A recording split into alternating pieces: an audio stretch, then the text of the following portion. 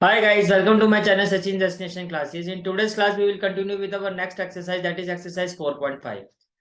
Previous session में हमने exercise 4.4 को कंप्लीट किया था। आज हम स्टार्ट करेंगे अपनी new exercise, that is exercise 4.5। Exercise 4.5 का जो कंसेप्ट है, एक्सरसाइज 4.5 का जो कंसेप्ट है, the name of the concept is matrix method. Exercise 4.5 का जो कंसेप्ट है, the name of the concept is matrix method. अब अगर मैं इस कंसेप्ट की बात करूं, क्या ये कंसेप्ट आपने पहले पढ़ा हुआ है?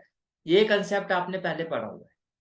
जो आपने पहले 10th क्लास में पढ़ा था, ये उसी कंसेप्ट का एक्सटेंशन है। कैसे है मैं आपको समझाता हूँ। आपने 10th क्लास में पढ़ा था कि अगर दो इक्वेशन ऑफ लाइन गिवन हो, if two equation of line given हो, तो वो लाइन जो होती है वो इंटरसेक्ट भी कर सकती है, वो लाइन पैरेलल भी हो सकती है, और या फिर वो दो लाइन जो होती है वो आपस में कोइंसाइड करती है। अगर वो दो लाइन इंटरसेक्ट होती है तो उनका जो सॉल्यूशन होता है उसको हम क्या कहते हैं? Unique solution.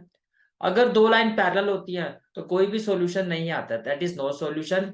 और अगर दो लाइन कोइंसाइड करती है तो ऐसी लाइंस के जो सॉल्यूशन होते हैं वो इनफाइनाइट मैनी सॉल्यूशन होते हैं। क्या होते हैं? Infinite many solution, infinite many solution. ये सारी चीजें आपने पढ़ी थी 10th क्लास में। अब जो यूनिक सॉल्यूशन होता था, उसका जो सॉल्यूशन होता था वो कैसा होता था? कंसिस्टेंट होता था, ये भी आपने पढ़ा था। जो नो सॉल्यूशन वाली लाइन होती थी उसका जो सॉल्यूशन होता था वो क्या होता था? इनकंसिस्टेंट होता था। क्या होता था? इनकंसिस्टेंट। और इनफाइनाइट मैनी सॉल्यूशन जो लाइंस होती थी, इक्वेशंस होती थी जिनका सॉल्यूशन इनफाइनाइट मैनी सॉल्यूशन होता था, वो लाइन भी क्या होती थी? कंसिस्टेंट होती थी।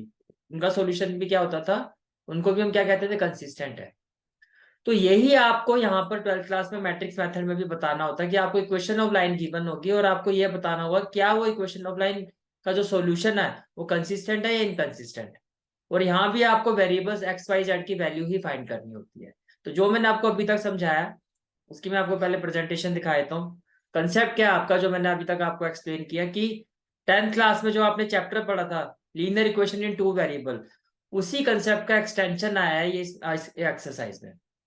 तो 10th क्लास में जो आपने लीनियर इक्वेशन में पढ़ा था वो क्या पढ़ा था? कि there are three different cases.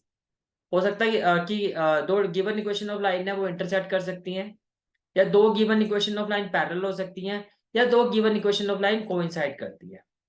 यहाँ पे मेरी बात समझ में आ रही है? ठीक है। देन अगर दो लाइन इंटरसेक्ट होती है तो उनका जो सॉल्यूशन होता है, वो कैसा होता है? वो यूनिक सॉल्यूशन होता है। अगर दो लाइन पैरेलल होती है तो उनका जो सॉल्यूशन होता है वो नो सॉल्यूशन। पैरेलल का मतलब ग्राफिकल प्रेजेंटेशन। अगर दो इक्वेशन ऑफ लाइन की ग्राफिकल प्रेजेंटेशन कोइंसाइड आती है तो उनका जो सॉल्यूशन होता है वो इनफाइनाइट सॉल्यूशन होता है। ये बात समझ में आ रही है? ठीक है।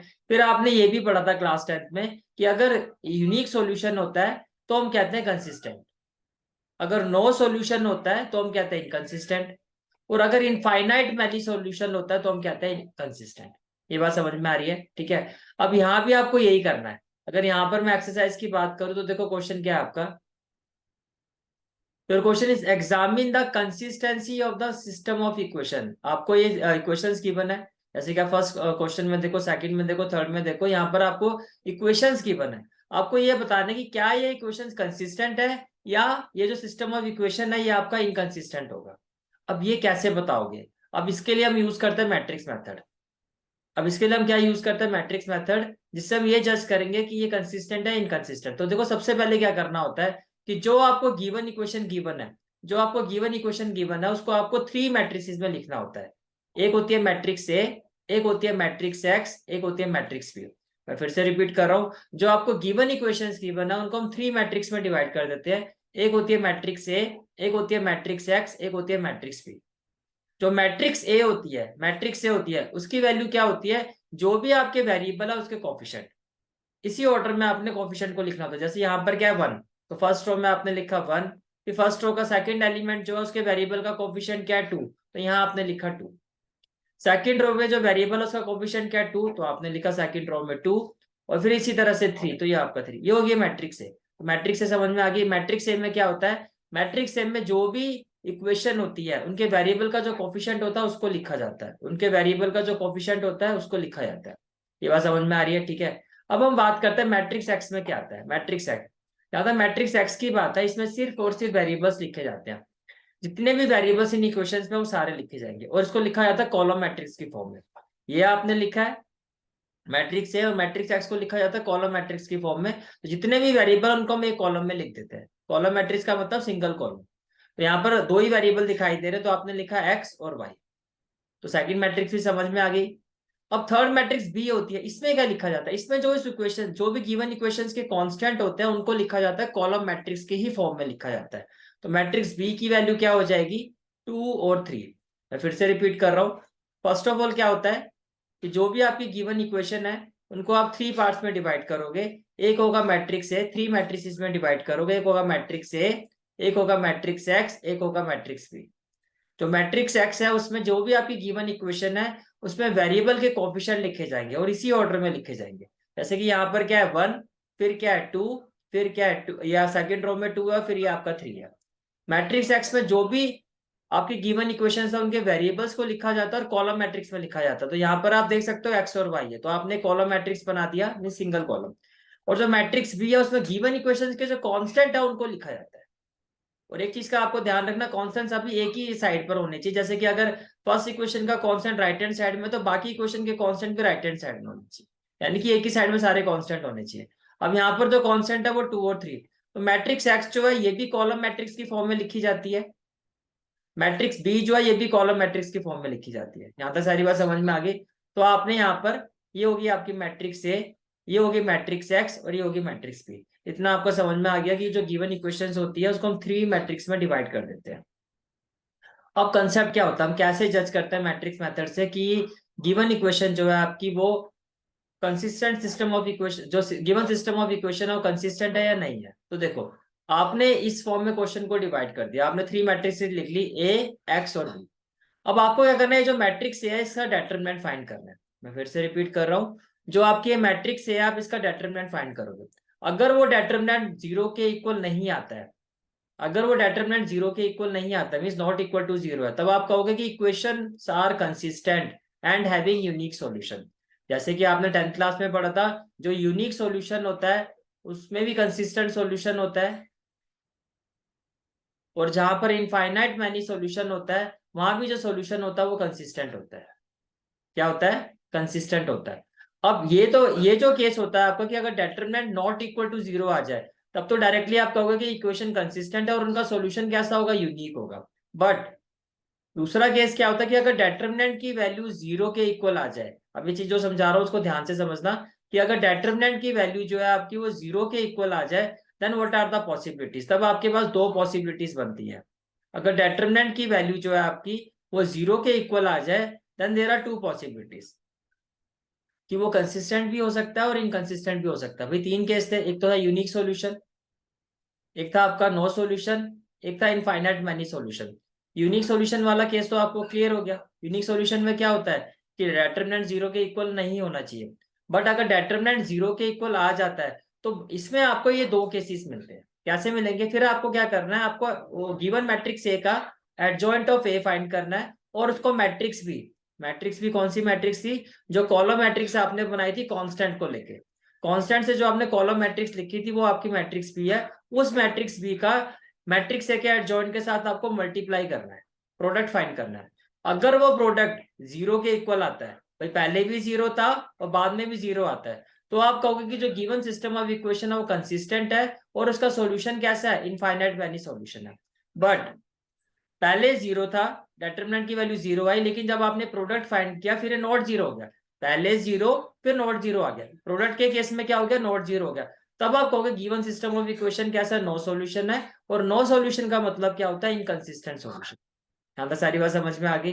मैं फिर से रिपीट कर देता हूँ सारा कंसेप्ट। अभी तक आपने क्या समझा कि जो गिवन सिस्टम ऑफ इक्वेशन है आप उसको थ्री मैट्रिक्स में डिवाइड करोगे। एक होगी मैट्रिक्स ए, एक होगी मैट्रिक्स एक्स, एक होगी मैट्रिक्स बी।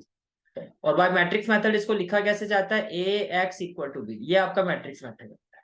ठीक है, लेकिन अभी आपको इस क्वेश्चन में कंसिस्टेंसी ही चेक करनी है, तो इसमें हमें मैट्रिक्स मेथड का यूज नहीं करना है। हमें सिर्फ कंसिस्टेंसी चेक करने के लिए जो मैट्रिक्स ए है इसका डेटरमिनेंट फाइंड करना है। अगर ये नॉट इक्वल टू 0 आ जाता है, नॉट इक्वल टू 0 आ जाता है, तब हम कहेंगे कि भैया ये यूनिक सॉल्यूशन है, ये यूनिक सॉल्यूशन है, और इसका जो सॉल्यूशन होगा वो कैसा होगा, कंसिस्टेंट होगा। सॉल्यूशन है तो क्या होगा, कंसिस्टेंट। बट अगर डेटरमिनेंट की वैल्यू 0 के इक्वल आ जाती है, अगर डेटरमिनेंट की वैल्यू 0 के इक्वल आ जाती है, तब हम क्या करेंगे, हम adjoint of A, adjoint of A, यानी कि इस मैट्रिक्स ए का एडजॉइंट ऑफ ए फाइंड करेंगे और इस कॉलम मैट्रिक्स कांस्टेंट वाली जो कॉलम मैट्रिक्स है इसके साथ इसका प्रोडक्ट फाइंड करेंगे, इसके साथ इसका प्रोडक्ट फाइंड करेंगे। और प्रोडक्ट फाइंड करके हम ये देखेंगे कि ये प्रोडक्ट जीरो के इक्वल आ रहा है, ये प्रोडक्ट जीरो के इक्वल आ रहा है या जीरो के इक्वल नहीं आ रहा है। अगर ये जीरो के इक्वल नहीं आता है, भाई पहले जीरो के इक्वल था अब भी जीरो के इक्वल आ गया, तब तो आप क्या कहोगे कि जो गिवन सिस्टम ऑफ इक्वेशन है उसके इनफाइनाइट मैनी सॉल्यूशन है, इनफाइनाइट मैनी सॉल्यूशन है। और इनफाइनाइट मैनी सॉल्यूशन है तो क्या होगा, कंसिस्टेंट है। क्या है, कंसिस्टेंट है। लेकिन पहले जीरो के इक्वल आ गया और फिर जब आपने प्रोडक्ट निकाला फिर जीरो के इक्वल नहीं आया, तब आप कहोगे ये क्या है आपका, ये आपका कौन सा सॉल्यूशन है, नो सॉल्यूशन है, नो सॉल्यूशन। और नो सॉल्यूशन होने का मतलब क्या है, इनकंसिस्टेंट है। यहां तक सारी बात समझ में आ गई, ठीक है। तो चलो क्वेश्चन पे चलते हैं। तो फर्स्ट ऑफ ऑल आप ये देखो, जो आपकी गिवन मैट्रिक्स है, अगर मैं इस गिवन मैट्रिक्स का डेटरमिनेंट फाइंड करता हूं तो क्या आएगा, इसका अगर आप डेटरमिनेंट फाइंड करते हो तो ये आएगा 3 वन सा 3,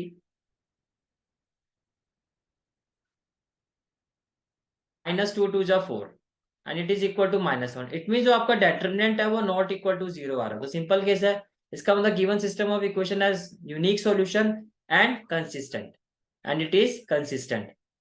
क्लियर हो गया यहाँ तक। तो आप क्या कहोगे, इक्वेशन जो है आपकी वो क्या, consistent and have unique solution. तो फर्स्ट क्वेश्चन क्लियर हो गया, ठीक है। Let's move to the next question, that is question number 2। जो आपका क्वेश्चन नंबर 2 है,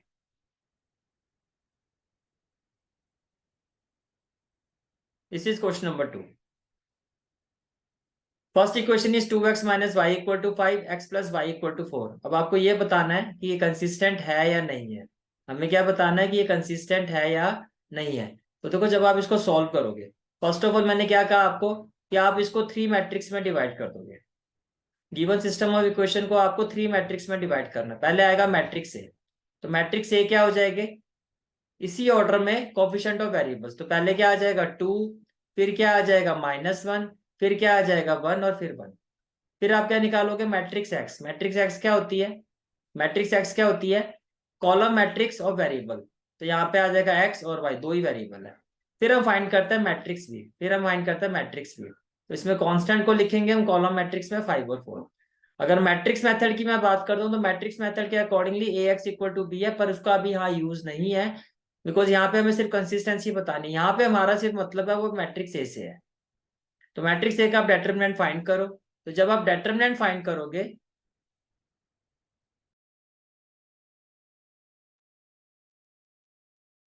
तो देखो जब आप इसको सॉल्व करोगे 2 इंटू 1 क्या हो जाएगा, that is 2। With minus sign, minus minus क्या हो जाएगा प्लस, और 1 इंटू 1 क्या हो जाएगा +1। तो 2 + 1 क्या आ गया 3, which is not equal to 0। It means given system of equation have unique solution and consistent. बात समझ में आ रही है, ठीक है। अब प्रेजेंटेशन देखते हैं।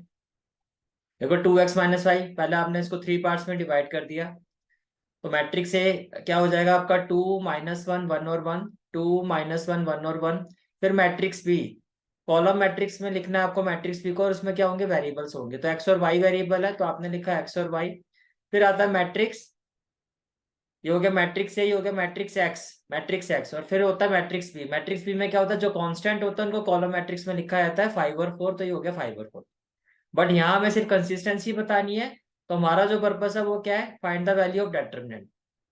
तो जब आपने डेटरमिनेंट की वैल्यू आपने फाइंड की तो वो 3 आया, which is not equal to 0। It means equation कैसी होगी, कंसिस्टेंट होगी। बात समझ में आ रही है, ठीक है। तो चलो थर्ड पार्ट में चलते हैं। अब जो थर्ड पार्ट है आपका, this is the third part.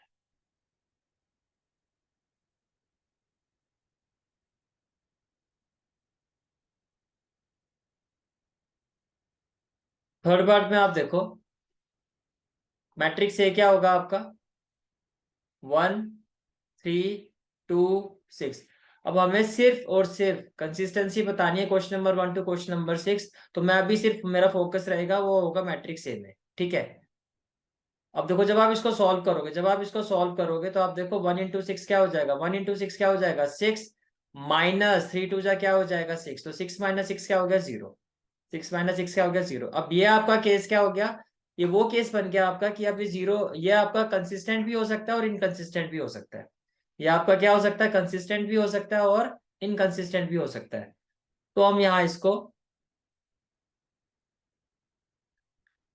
तो हमें इसके लिए क्या करना होगा, देखो आपने डिटरमिनेंट ऑफ ए फाइंड किया, मैट्रिक्स ए की वैल्यू क्या आई थी आपकी 1 3 2 6। तो जब आपने सॉल्व किया तो डिटरमिनेंट ऑफ ए क्या आ गया, 1 इंटू 6 कितना हो गया 6 minus 6 equal to 0।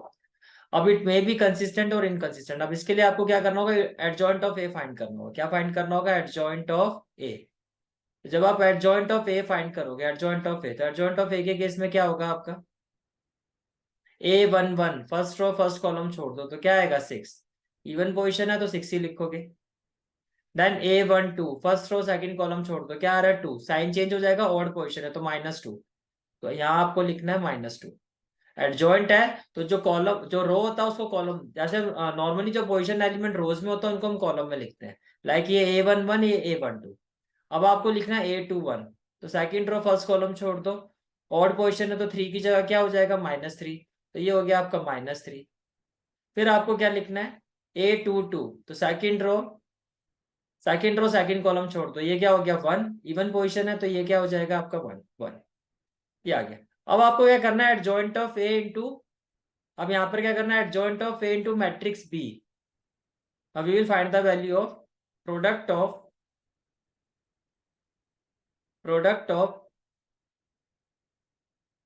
Adjoint of A, adjoint of A into matrix B. Adjoint of A आपका क्या है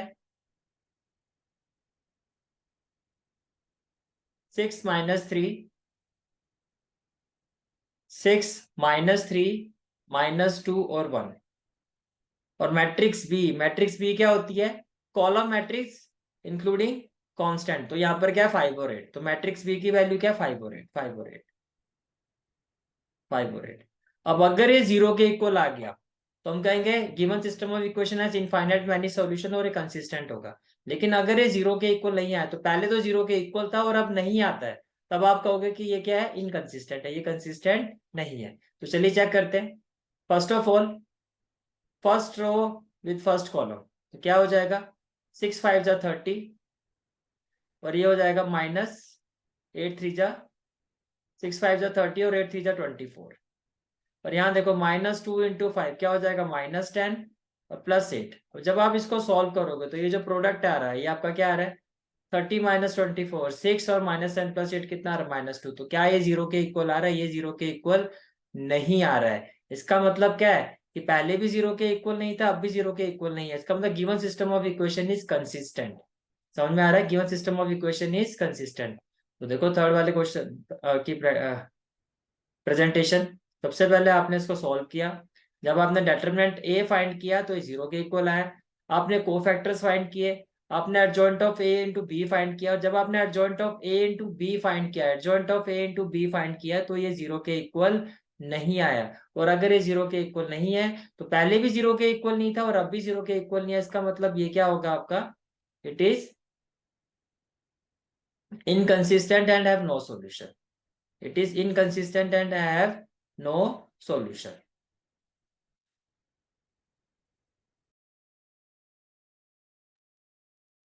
तो क्लियर हो गया यहाँ तक आपको। मैं फिर से रिपीट कर देता हूँ कंसेप्ट क्या है भैया। अगर डेटरमिनेंट ऑफ ए आपका 0 के इक्वल आ जाता है तो फिर आपको क्या करना है, adjoint of A into B find करना है। तो पहले 0 के इक्वल था और अगर प्रोडक्ट भी 0 के इक्वल, पहले भी 0 के इक्वल और अब भी 0 के इक्वल आता है, दोनों ही स्टेप में अगर वो 0 के इक्वल आ रहा है, तो देखो कंसिस्टेंसी का मतलब क्या होता है, कंसिस्टेंसी किसको कहते हैं, शुरू से लेके आखिर तक वो एक जैसा हो। जैसे कि पहले आपके 90s में आ रहे हैं नंबर, अब आपके 40s में आ रहे हैं, तो आप कंसिस्टेंट नहीं हो।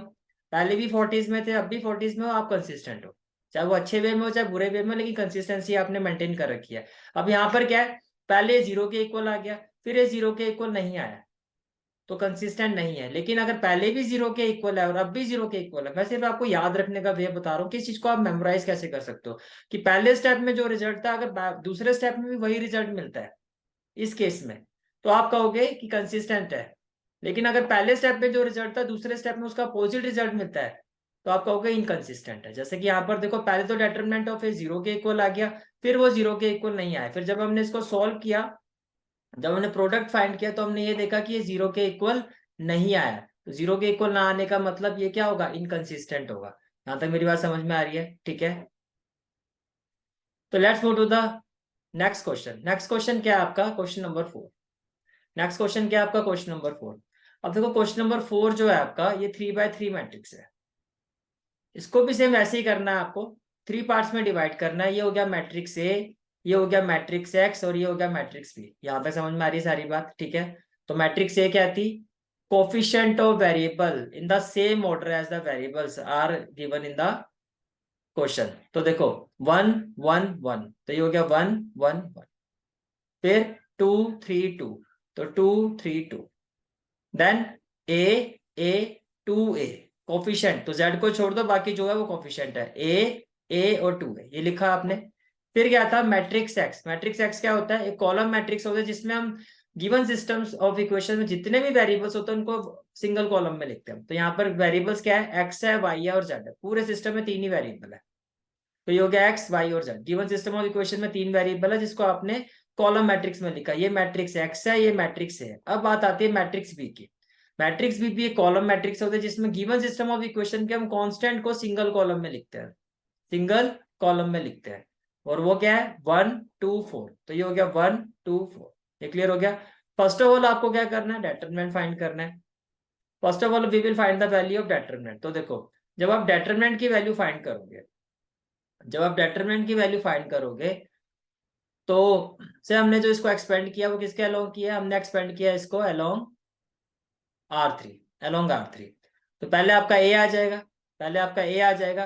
अब ए जिस रो और जिस कॉलम में है उसको हाइड कर दो, तो क्या हो जाएगा, 1 into 2 2 with minus sign, 3 into 1 क्या हो जाएगा 3। देन ये वाला जो ए है ये डायमंड एलिमेंट है। डायमंड एलिमेंट है तो इसका साइन चेंज हो जाएगा, प्लस ए है तो यहाँ पर क्या लिखोगे, माइनस ए। अगर ये माइनस ए होता तो आप क्या लिखते, प्लस ए। अब ये जो ए है जिस रो और कॉलम में उसको हाइड कर दो, तो 1 इंटू 2 क्या हो जाएगा 2 विद माइनस साइन, 2 इंटू 1 क्या हो जाएगा 2। ये भी क्लियर हो गया, ठीक है।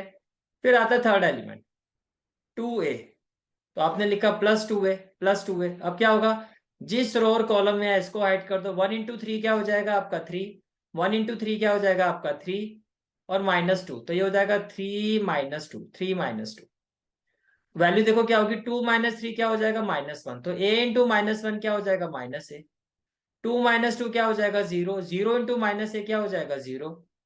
एंड देन 3 माइनस 2 क्या हो जाएगा 1, तो 2a इंटू 1, 2a इंटू 1 क्या हो जाएगा 2a।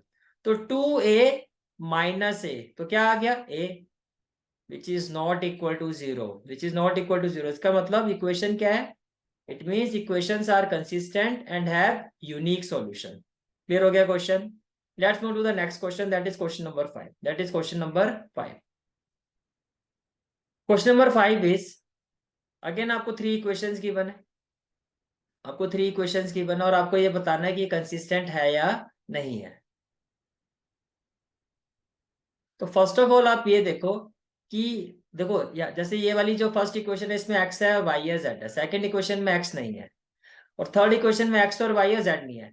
पर जब भी आप इस तरह से क्वेश्चन को करते हो, जब भी आपको ऐसा क्वेश्चन करना है, वेरिएबल नहीं भी गिवन है तो भी आप वेरिएबल को लिखो, इससे आपकी गलती होने के चांसेस बहुत कम हो जाएंगे। कहने का मतलब क्या है, जैसे फर्स्ट इक्वेशन तो कंप्लीट इक्वेशन है, 3x minus Y minus 2z equal to 2, तो आपने लिखा 3x minus Y minus 2z equal to 2। ठीक है, अब देखो यहाँ x नहीं है ना, तो x की जगह आपने लिखा है यहाँ पे 0, तो आइडियली आप इसको 0 इंटू एक्स भी लिख सकते हो, plus 2y minus Z. Otherwise 0 into x नहीं लिखना तो सिर्फ आप 0 लिखो, लेकिन वहां पे कुछ लिखो। प्लस क्या हो जाएगा 2y minus Z equal to -1। अब यहाँ देखो x तो है तो 3x, y है -5 है, क्या यहाँ पर z है, z नहीं है, तो z की जगह आप 0 लिखो, इक्वल टू क्या 3। इससे क्या होगा, जब आप मैट्रिक्स ए लिखोगे, जब आप मैट्रिक्स ए लिखोगे, अब आपको देखो पता है x का कोफिशिएंट क्या है 3, तो आपने 3 लिखा। y का कोफिशिएंट क्या है -1, तो आपने -1 लिखा। z का कोफिशिएंट क्या है -2, तो आपने -2 लिखा। अब यहाँ पर x नहीं है 0, तो आपने यहाँ पर 0 लिखा।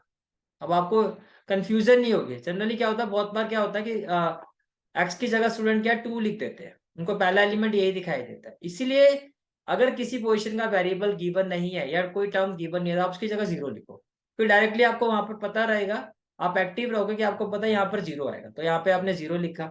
y का कोफिशिएंट क्या है 2, तो यहाँ पर 2 आ गया। z का कोफिशिएंट क्या है -1, तो यहाँ पर क्या आ गया -1। ये क्लियर हो गया। थर्ड रो में आ जाओ। x का कोफिशिएंट क्या है आपका 3, तो आपने 3 लिखा। y का कोफिशिएंट -5 और z की जगह क्या आ गया 0 आ गया। फिर मैट्रिक्स x, वेरिएबल यहाँ पर 3 है, x y z, तीनों को आप कॉलम मैट्रिक्स में लिखोगे। फिर मैट्रिक्स बी में क्या आएगा, कांस्टेंट आएंगे 2 -1, 2 -1 और 3 हो गए। सारी 3 पार्ट्स में डिवाइड कर दिया। अब मेन पॉइंट क्या है, डेटर्मिनेंट ऑफ ए। तो आप डेटर्मिनेंट ऑफ ए फाइंड करोगे, तो देखो जब आप डेटर्मिनेंट ऑफ ए फाइंड करोगे, से हमने इसको फाइंड किया चलो ये मुझे इजी ऑप्शन दिखाई दे रहा है तो हम यहां से कर लेते हैं। डेटर्मिनेंट ऑफ ए, तो फर्स्ट एलिमेंट क्या है आपका 3। अब 3 जिस रो और कॉलम में उसको हाइड कर दो, तो 2 इंटू 0 क्या हो जाएगा 0 with minus sign. Minus minus क्या हो जाएगा प्लस, प्लस माइनस क्या हो जाएगा माइनस, 5 बन जा क्या हो जाएगा 5। फिर आता है आपका, फिर नेक्स्ट एलिमेंट क्या आता है आपका 0, तो 0 को तो कुछ करने की जरूरत है नहीं आपको, तो आपने इसको एज इट इज लिख दिया -0। फिर क्या आता है आपका नेक्स्ट एलिमेंट दैट इज 3, आपने लिखा +3। अब ये जो 3 जिस रो और कॉलम में है उसको हाइड कर दो। -1 इंटू -1 क्या हो जाएगा 1, विद माइनस साइन क्या होगा माइनस माइनस प्लस, और 2 2 जा क्या हो जाएगा 4। तो बेसिकली 3 इंटू -5 क्या हो गया -15, और 4 + 1 5, 5 3 जा क्या हो गया 15, और ये आपका 0 के इक्वल आ गया। अब ये आपका किसके इक्वल आ गया 0 के इक्वल आ गया। अब जैसे आपने देखा ये 0 के इक्वल आ गया, तो आपको क्या करना है, अब हम फाइंड करेंगे adjoint of A.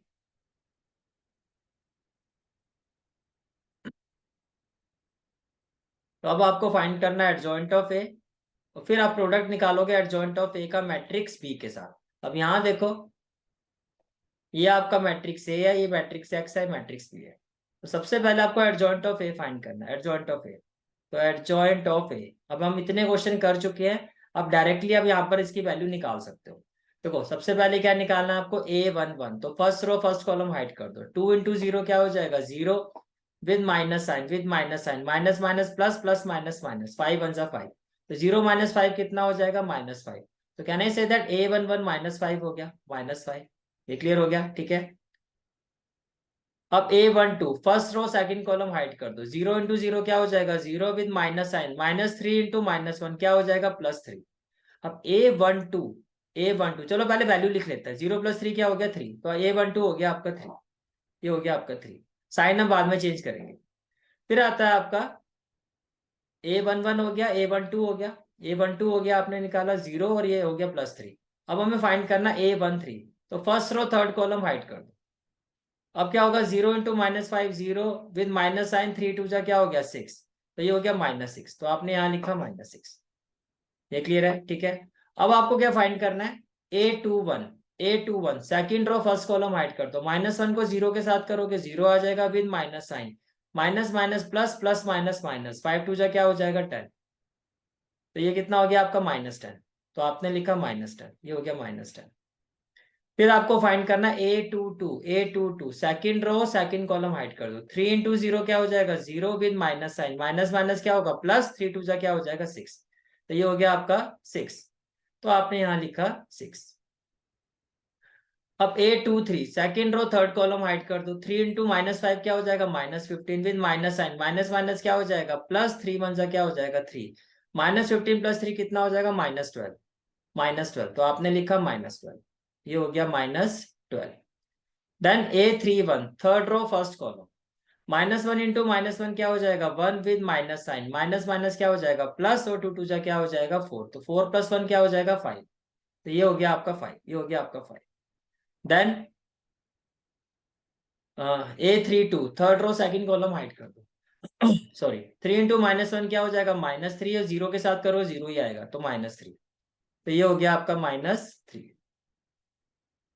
Then A33 third row third column, 3 into 2 कितना हो जाएगा 6, 0 के साथ करोगे 0 ही आएगा, तो ये हो गया 6 आपका, ये हो गया आपका 6। अब आपको पोजीशन चेंज करनी है, तो देखो फर्स्ट ऑफ ऑल ये क्या आपका A11, ये आपका A12, ये आपका A13, this is A21 A22 A23, then A31 A32 and A33। अब जो ऑड पोजीशन वाले हैं उनका साइन चेंज कर दो, उनका साइन क्या कर दो, चेंज कर दो। तो देखो A12 ये ऑड पोजीशन है तो इसका साइन चेंज हो जाएगा, माइनस हो जाएगा। फिर आपका होगा A21 तो ये -10 की जगह हो जाएगा +10। फिर आप देखो A23 ऑड पोजीशन है तो ये भी माइनस का क्या हो जाएगा, प्लस। फिर आप देखो A32 तो ये माइनस का क्या हो जाएगा, प्लस। तो बेसिकली आप देखो यहाँ पर जो ऑड पोजीशन वाले एलिमेंट है कौन से, जो आपके डायमंड एलिमेंट है, सीधा आपको डायमंड एलिमेंट के जो साइन है वो चेंज करने होते हैं। ये क्लियर हो गया। अब आपको इसका प्रोडक्ट निकालना है विद मैट्रिक्स भी। अब आपको फाइंड क्या करना है, adjoint of A into matrix भी। तो एडजॉइंट ऑफ ए आपका क्या है, -5 -3 -6 10 6 और 12, देन 5 3 और 6 with matrix B. Matrix B की वैल्यू क्या है, 2 -1 3 2 -1 और 3। चलो जी फाइंड करते हैं। फर्स्ट ऑफ ऑल आप ये देखो, फर्स्ट रो फर्स्ट कॉलम, -5 × 2 क्या हो जाएगा, -10। 10 × -1 क्या हो जाएगा, -10। और 5 3 जा क्या हो जाएगा, 15। तो ये कितना हो गया, -20 + 15। तो कैन आई से दैट -5। तो ये हो गया आपका -5। ये क्लियर हो गया, ठीक है। Then second row and this column, तो -3 × 2 क्या हो जाएगा, -6। 6 × -1 क्या हो जाएगा, -6। और 3 3 जा क्या हो जाएगा, 9। तो -12 + 9 तो कितना हो गया, -3। ये हो गया -3। Then third row with this column, तो -6 × 2 क्या हो जाएगा, -12। 12 × -1 क्या हो जाएगा, -12। और 6 3 जा क्या हो जाएगा, 18। -24 + 18 कितना हो जाएगा, -6।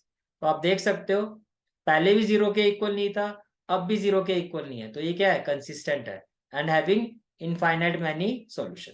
अब मैं आपको प्रेजेंटेशन भी दिखा देता हूँ। तो डिटरमिनेंट ऑफ ए हमारा 0 के इक्वल आ गया। फिर हमने कोफैक्टर्स फाइंड किए। ये हमारे adjoint of A into product of B हमने जब फाइंड किया तो हमने देखा कि भैया ये 0 के इक्वल नहीं आ रहा है। It means equations are consistent. Equation are consistent. Clear है यहाँ तक। Then next question is question number 6। Again 3x3 equation है। तो first of all what we will do, matrix A, first part is formation of matrix A. तो क्या होगा, 5 -1 4 5 -1 4, then 2 3 5 2 3 5, then 5 -2 6 5 -2 6। ये clear हो गया। Then matrix X, matrix X में क्या होगा, कौन कौन से वेरिएबल है, एक्स वाई और जेड। तो कॉलम मैट्रिक्स बन जाएगी एक्स वाई और जेड। देन मैट्रिक्स पी जिसमें क्या आएगा, कांस्टेंट आएगा 5 2 और -1। तो ये हो जाएगा 5 2 और -1। फर्स्ट ऑफ ऑल आपको क्या करना है, डेटरमिनेंट फाइंड करना है, डेटरमिनेंट फाइंड करना है, राइट। तो देखो expand along R1, expand along R1। First element क्या है, 5, तो आपने 5 लिखा। 5 जिस रो और कॉलम में उसको हाइड कर दो। 6 3 जा क्या हो जाएगा, 18 with minus sign, minus minus क्या हो जाएगा, प्लस। और 2 5 जा क्या हो जाएगा, 10। ये क्लियर हो गया, ठीक है। अब ये डायमंड एलिमेंट है तो -1 का क्या हो जाएगा, +1। तो आपने लिखा +1। अब 1 जो है जिस रो और कॉलम में उसको हाइड कर दो। 2 6 का क्या हो जाएगा, 12 विद माइनस साइन, 5 5 का क्या हो जाएगा, 25। देन नेक्स्ट एलिमेंट इज 4, तो आपने लिखा +4। 4 जिस रो और कॉलम में उसको हाइड कर दो। 2 × -2 क्या हो जाएगा, -4। और ये हो जाएगा -15। तो ये हो गया -4 और -15। ये क्लियर हो गया यहाँ तक, ठीक है। Now what we will have, 18 + 10 28। ये हो जाएगा आपका -13। और ये हो जाएगा आपका -19। तो ये हो गया -19। फर्दर जब आप इसको सॉल्व करोगे, can see that it will be equal to 28 × 5, ये हो जाएगा 140, -13 और -76। तो जब आप इसको सॉल्व करोगे तो 140 और ये हो जाएगा -89। -13 और -76 क्या होगा, -89। तो basically it is equal to 51 which is not equal to 0। Not equal to 0 means having unique solution and consistent। तो equation are consistent and have unique solution। तो यहाँ आके हमारा जो question number 1 to question number 6 का जो first part था वो हमारा कंप्लीट होता है, जिसमें हमें क्या एग्जामिन करना था, कंसिस्टेंसी। अब इसके बाद जो आपका नेक्स्ट क्वेश्चन आता है, जो नेक्स्ट पार्ट आता है इस एक्सरसाइज का, वहां से आपका मेन क्वेश्चन स्टार्ट होंगे कि आपको सॉल्व करना है। सॉल्व करने का मतलब इसमें जो भी वेरिएबल्स है इसकी वैल्यू फाइंड करनी है। और वो किस मेथड से हम फाइंड करेंगे, मैट्रिक्स मेथड से। तो ये हम नेक्स्ट पार्ट में करेंगे। आज के लिए आपको ये जितने मैंने क्वेश्चन करवाए अच्छे से आपने रिवाइज करने हैं। कंसिस्टेंसी क्या होती है मैं फिर से रिपीट कर देता हूँ कि कंसिस्टेंसी चेक करने के लिए हम मैट्रिक्स मेथड का इक्वेशन का यूज करते हैं, जिसमें हम सबसे पहले क्या फाइंड करते हैं, determinant of A. Determinant of A अगर जीरो के इक्वल नहीं आता है तब तो equation, given system of equation have unique solution and are consistent. लेकिन अगर डेटर्मिनेंट ऑफ ए आपका जीरो के इक्वल आ जाता है तब वो कंसिस्टेंट भी हो सकता है और इनकंसिस्टेंट भी हो सकता है। तो इसके लिए आपको क्या करना है, एडजॉइंट ऑफ ए हम फाइंड करेंगे और उसका प्रोडक्ट फाइंड करेंगे मैट्रिक्स पी। अब मैट्रिक्स पी क्या होती है, कॉलम मैट्रिक्स होते हैं जिसमें गिवन सिस्टम ऑफ इक्वेशन के जो कांस्टेंट होते हैं उसको हम सिंगल कॉलम में लिखते हैं, कॉलम मैट्रिक्स बनाते हैं। तो जब हम इन दोनों का प्रोडक्ट फाइंड करेंगे, पहले भी ये जीरो के इक्वल था, प्रोडक्ट भी अगर जीरो के इक्वल आ जाता है तब आप कहोगे consistent and having infinite many solution. पहले जीरो के इक्वल है लेकिन प्रोडक्ट जो जीरो के इक्वल नहीं आता तब आप कहोगे इनकंसिस्टेंट सॉल्यूशन है और हैविंग नो सॉल्यूशन। मेरी बात समझ में आ रही है? तो यह आपकी आज की क्लास का कंसेप्ट था, जिसमें हमने ये समझा कि बाय यूजिंग मैट्रिक्स मेथड हम कैसे कंसिस्टेंसी को फाइंड करते हैं कि गिवन इक्वेशन कंसिस्टेंट है और इनकंसिस्टेंट। नेक्स्ट क्लास में हम क्या करेंगे अब कि मैट्रिक्स मेथड का यूज करके सॉल्व कैसे किया जाता है लीनियर, जो कि मेन इक्वेशन है, जो कि क्रक्स है आपका इस एक्सरसाइज का, वो हम नेक्स्ट क्लास में करेंगे। तो this is for today's class. To get the regular notification of my classes, do like, share and subscribe my channel. Thank you.